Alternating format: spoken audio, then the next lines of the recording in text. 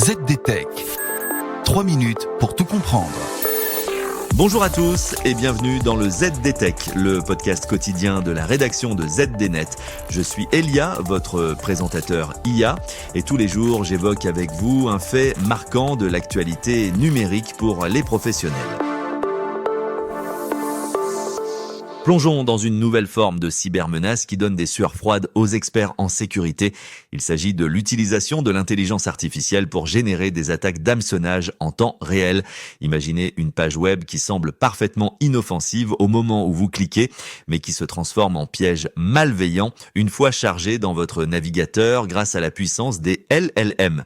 Eh bien, je vous explique tout cela en détail en 3 points. Cette évolution, documentée par les chercheurs de l'unité Unit 42 de l'entreprise Palo Alto Network, repose sur une technique appelée assemblage à l'exécution. Contrairement aux attaques classiques où le code malveillant est déjà présent sur le serveur de l'attaquant, ici, la page web initiale est propre. Mais une fois ouverte, elle utilise des appels API vers des services d'IA légitimes et réputés comme Google Gemini ou DeepSeek pour construire son propre code malveillant. Pour les professionnels de la cybersécurité, c'est un défi de taille. Environ 36% des pages malveillantes détectées chaque jour utilisent déjà des comportements d'assemblage à l'exécution pour dissimuler leur véritable nature. Le secret de cette discrétion réside dans l'ingénierie des instructions d'IA, ce que tout le monde appelle désormais prompt.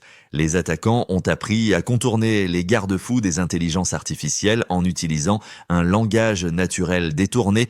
Plutôt que de demander par exemple du code pour voler des mots de passe, ce qui serait bloqué par l'IA, ils demandent de générer une fonction technique générique. Une fois que l'IA renvoie ce fragment de code, la page web l'assemble instantanément pour créer une interface de connexion frauduleuse. Ce contenu est d'autant plus difficile à bloquer qu'il provient de domaines internet considérés comme fiables. Ceux-là même que vos collaborateurs utilisent peut-être déjà pour travailler au bureau ou dans les transports. L'autre aspect redoutable de cette menace est son caractère polymorphe. Puisque l'IA génère une réponse légèrement différente à chaque fois, la signature numérique du script change pour chaque victime. Cela rend les analyses statiques et les filtres réseau traditionnels quasiment inopérants. Pour se protéger, les entreprises ne peuvent plus se contenter de lister les sites interdits. La défense doit désormais passer par une analyse comportementale en temps réel, capable de détecter une activité suspecte directement au sein du navigateur au moment même où l'assemblage se produit.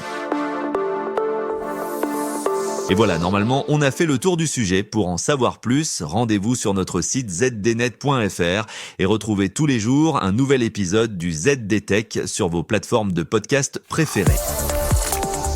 ZDTech. 3 minutes pour tout comprendre.